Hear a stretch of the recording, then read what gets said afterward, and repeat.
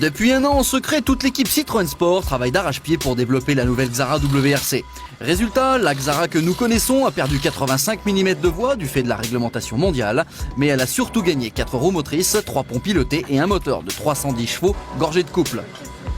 Avec déjà 3000 km d'essai au compteur, sans le moindre incident, la petite dernière du service course de Vélizy semble être prête pour honorer ses ambitions de l'an 2000. Ok, super, on y va. Plutôt que d'observer passivement ce bolide sur les bas-côtés de la base d'entraînement espagnole de Citroën, nous vous proposons 4 km de sensations pures avec Philippe Bugelski aux commandes. C'est ma deuxième vraie séance de roulage. Auparavant, j'ai roulé sur un circuit, sur une base privée de Citroën, où la voiture ne pouvait pas être dévoilée, donc c'était plus une ambiance de circuit et je pense que bon, c'était bien pour apprendre la voiture, mais on la découvre vraiment depuis 2 séances d'essai intensives que l'on a fait, une près de Grenoble et là en Espagne. Et puis bon, on se fait énormément plaisir, la voiture survire, glisse juste ce qu'il faut, donc c'est vraiment un régal, un petit jouet à découvrir et à mettre au point. Donc on essaie de travailler beaucoup sur la voiture et on essaie plusieurs choses. Donc comme on bouge un petit peu dans la voiture, pour l'instant c'est pas une version définitive, c'est une voiture d'essai. On met des balises pour avoir des informations au maximum sur la voiture. Et après ça nous permet de travailler et voir où la voiture est bien, où est mal parfois.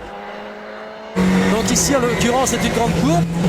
Donc si j'ai un problème là, on s'est dit aux ingénieurs, bon c'était après la première valise et avant le gauche serré. Comme ça on arrive vraiment à voir tous les détails sur la voiture.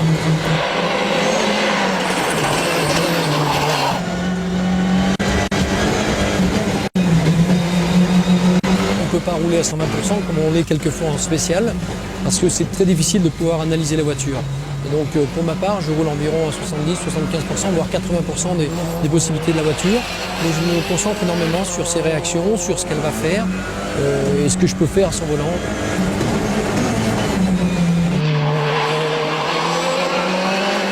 Contrairement à une kit car, dans des conditions comme ça, c'est très à l'aise. On se pose beaucoup moins de questions. Le terrain est humide, mais la voiture, on sait qu'elle est 4 roues motrices, donc elle est très facile. Le plus étonnant dans cette voiture, c'est donc son agilité, malgré les 270 kg de plus qu'une kit car. Les masses sont bien réparties et le freinage est plus qu'à la hauteur. D'ailleurs, d'ici la fin de saison en championnat de France, nous aurons même la chance de la voir évoluer. Toute l'équipe de Guy Fréquelin mise donc sur ces nouveaux chevrons 4 roues motrices pour conquérir le monde. Et nous, à Turbo, on s'impatiente et on y croit.